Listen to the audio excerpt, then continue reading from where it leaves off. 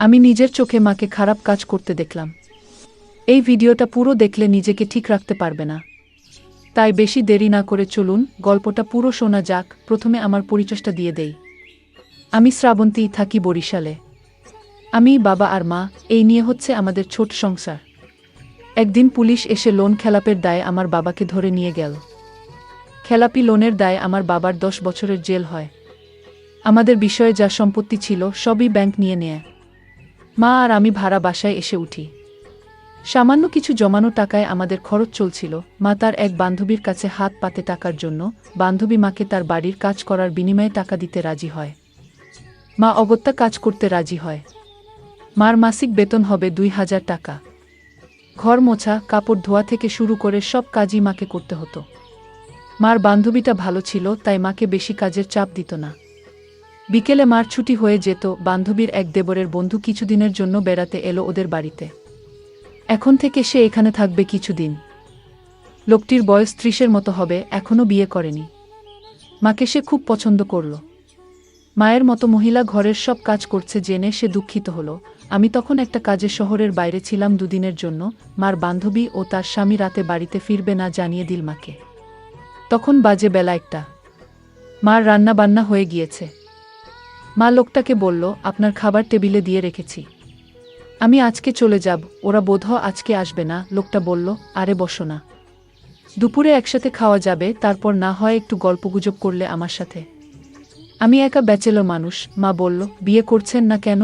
লোকটি বলল, তোমার মতো মেয়ে পেলে করে ফেলতাম। মায়ের বয়স 40 হওয়া সত্ত্বেও লোকটা মাকে তুমি করে বলল। সে বলল, সত্যি রেহানা, আমি তোমাকে বিয়ে করতে চাই। রেহানা আমার মায়ের নাম। মা বলল, কি বলছেন? আমি বিবাহিতা, বয়সে আপনার থেকে অনেক বড়। আমার স্বামী জেলে, আমার মেয়ের বয়স 20 বছর। সে বলল, আমি এত শত বুঝি না রেহানা, তোমাকে আমার চাই। তোমার স্বামী তার বাকিটা জীবন জেলেই পার করবে। তোমার মেয়ে এখন বড় হয়েছে, নিজেরটা নিজেই ভালো বোঝে।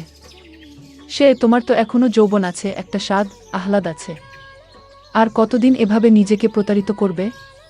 কেন জীবনের আনন্দময় মুহূর্তগুলোকে উপভোগ করবে না? তুমি আমাকে বিয়ে না করতে চাইলেও আপত্তি নেই, আমরা বিয়ে না করেও নিজেদের চাহিদা মেটাতে পারি, কেউ কিছু জানবে না। মা ইতস্তত করে কিছু বলতে গিয়েও থেমে গেল। রেহানা, আমি চাইলেই তোমাকে পেতে পারি, কেউ কিছু জানতে পারবে না, বাড়িতে কেউ নাই, তাই ওরা খারাপ কাজ করা শুরু করলো। ঠিক তখনই আমি মাকে ফোন করলাম। মা সেই অবস্থায় আমার ফোন তুলে মা আমাকে বলল, এখন সে ব্যস্ত আছে। মা বলল, আমাকে পরে ফোন করবে বলে ফোনটা রেখে দিল। কিন্তু কলটা মনে হয় কাটতে ভুলে গেছে। কেননা সবসময় ফোন আমি আগে কাটি। ফোন চালু থাকার কারণে আমি বিভিন্ন রকম খারাপ শব্দ শুনতে পেলাম। আমি নিজের কানকে বিশ্বাস করতে পারছি না। তখন আমার কাছে পুরো ব্যাপারটা ক্লিয়ার হয়ে গেল। মা কোনো কাজে এখন ব্যস্ত। আমি বুঝে গেলাম মা এতটা নির্লজ্জ হতে পারবে, আমি কল্পনাও করতে পারিনি। আমি ফোনটা কেটে মা স্বাধীনতায় হস্তক্ষেপ না করে, আমার মনে হলো তারও একটা জীবন থাকতে পারে, তার অধিকার যাই হোক। আমি আর কিছু না বলে কলটা রেখে দিলাম। ওরা বিকেল পর্যন্ত এক নাগারে খারাপ কাজ করল।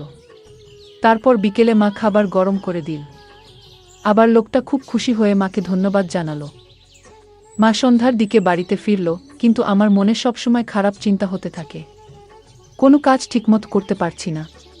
তাই আমি পরের দিন বাড়ি ফিরলাম, কিন্তু মা আমাকে দেখে খুশি হলো না। মা বলল, তুই ঠিক আছিস তো? আমি বললাম, হ্যাঁ মা। প্রতিদিন তার বান্ধবীর বাড়িতে কাজে যেত আর ওই লোকটার সাথে খারাপ কাজ করে রাতে বাড়ি আসতো। এইভাবে কেটে গেল কিছুদিন, আর যতদিন যাচ্ছে মার বিলাসিতা দিনে দিনে বাড়ছে।